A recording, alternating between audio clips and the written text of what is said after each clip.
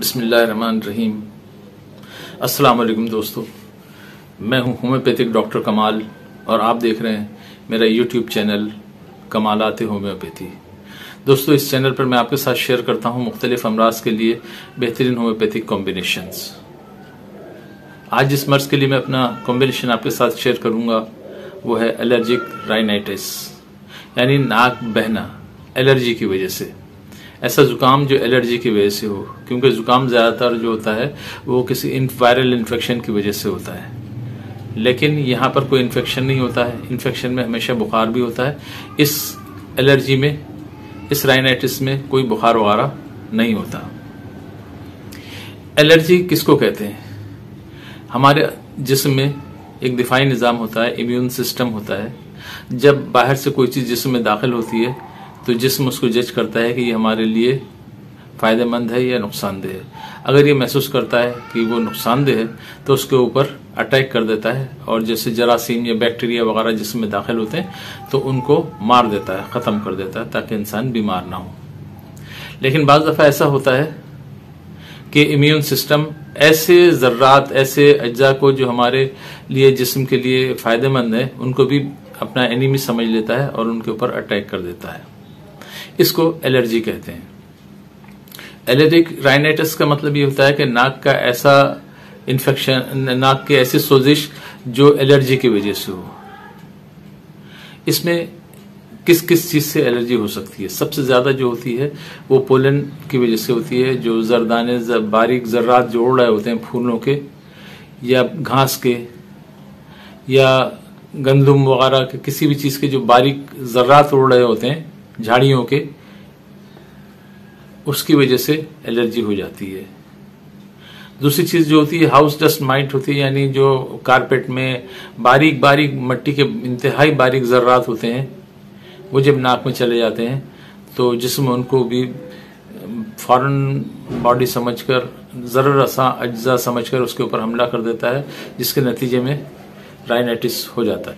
बहुत से जानवरों की वजह से, जो पालतू जानवर होते हैं उसकी वजह से भी राइनाइटिस हो जाता है, यानी उससे एलर्जी हो जाती है। जैसे कुत्ते या बिल्ली पालते हैं तो उनके जो बाल होते हैं या दूसरी चीज़ें जो ज़र्रात उड़ रहे होते हैं, उसकी वजह से भी ये मर्ज लाक हो जाता है, एलर्जिक राइनाइटिस।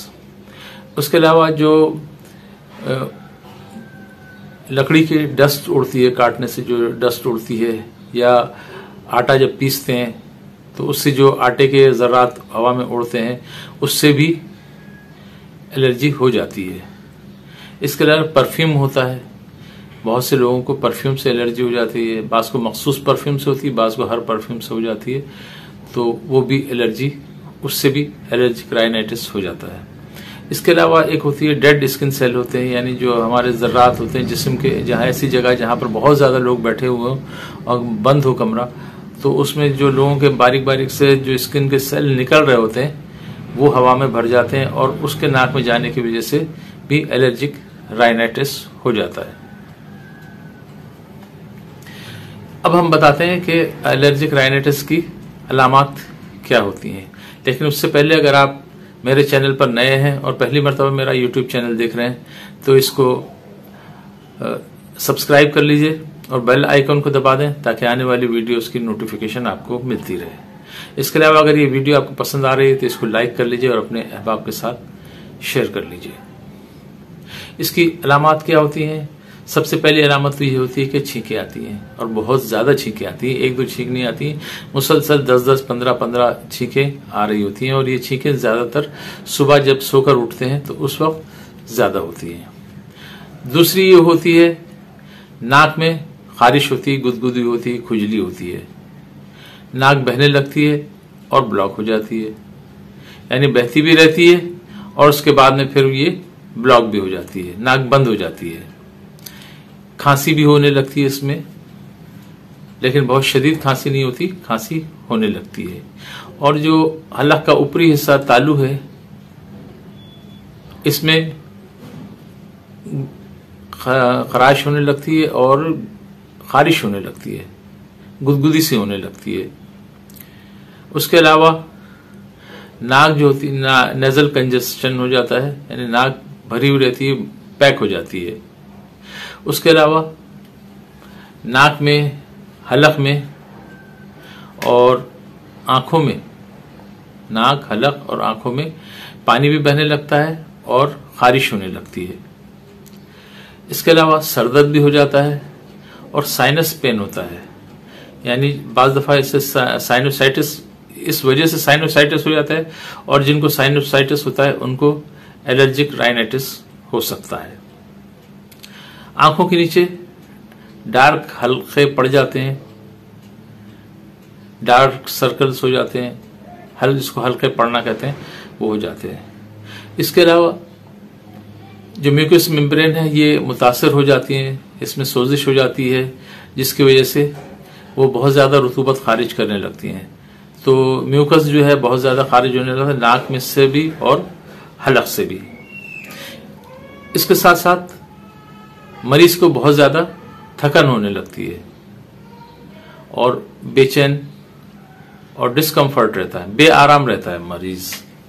ये इसकी अलामत थी। अब हम आते हैं अपने वीडियो के सबसे अहम हिस्से, यानी इसका इलाज क्या होता है। इसमें हम 4 दवाएं डालते हैं। इन चारों दवाओं को इक्वल क्वांटिटी में लेकर, लिक्विड हालत में इक्वल क्वांटिटी में लेकर 10 झटके देते हैं एक शीशी में डालकर, और वो एक दवा बना लेते हैं। और इस दवा से हम टैबलेट या ग्लोबियल्स बना लेते हैं और मरीज को डिस्पेंस कर देते हैं। ये दवाएं कौन सी होती हैं? इसमें हम जो दवा इस्तेमाल करते हैं, सबसे पहले एलियम सीपा। ये प्याज से बनने वाली दवा है और बहुत अच्छा काम करती है राइनाइटिस में, एलर्जिक राइनाइटिस में भी और नज़ला जुकाम में भी ये बहुत अच्छा काम करती है। इसको हम 30 पोटेंसी में लेते हैं। दूसरी दवा जो हम इसमें डालते हैं वो है नाइट्रमेयोर। नाइट्रमेयोर को भी हम 30 में भी ले सकते हैं और 200 में भी ले सकते हैं, दोनों में ये बहुत अच्छा काम करती है। तो इसमें हम 30 में ही ले रहे हैं। नाइट्रमेयोर भी नज़ला जुकाम की बेहतरीन दवा है। बहने वाली नाक को ये कंट्रोल कर लेती है, छींकों को भी कंट्रोल करती है। तीसरी दवा जो हम डालते हैं वो है सबाडिला। सबाडिला बेहतरीन दवा है, ये छींकों को बहुत ज़्यादा कंट्रोल करती है। उसके अलावा जो नाक बह रही है, हलक ख़राब है, इन सारी अलामत को ये कंट्रोल कर लेती है। चौथी दवा जो हम इसमें डालते हैं वो यूफिरिजिया।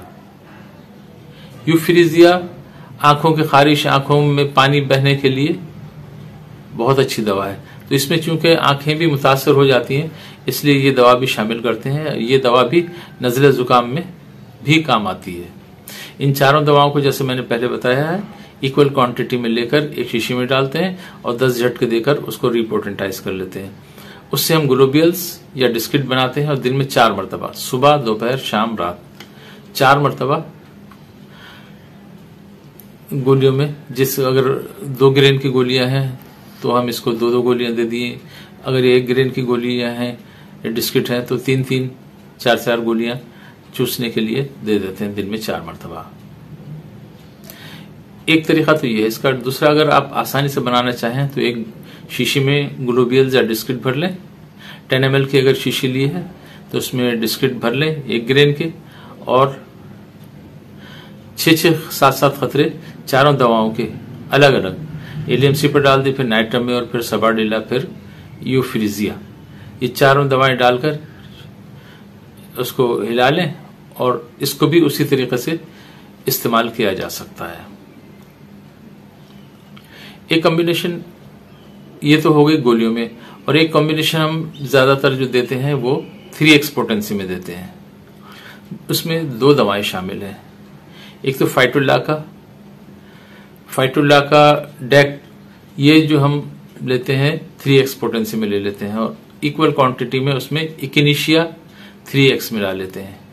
ये दोनों को मिलाकर 10 झटके देते हैं और रिपोर्टेंटाइज कर लेते हैं, और इसके 5-5 खतरे पानी में डालकर, नीम गर्म पानी में डालकर मरीज को पीने के लिए देते हैं। इससे हलक भी खराब जो हो रहा है वो भी सही हो जाता है, जो नाक बह रही है वो भी बेहतर होती है, और इकिनीशिया खुसूसी तौर पर कुव्वत मुदाफ़ियत को बढ़ा देती है। तो इसलिए ये मर्ज भी निस्बतन जल्दी सही हो जाता है।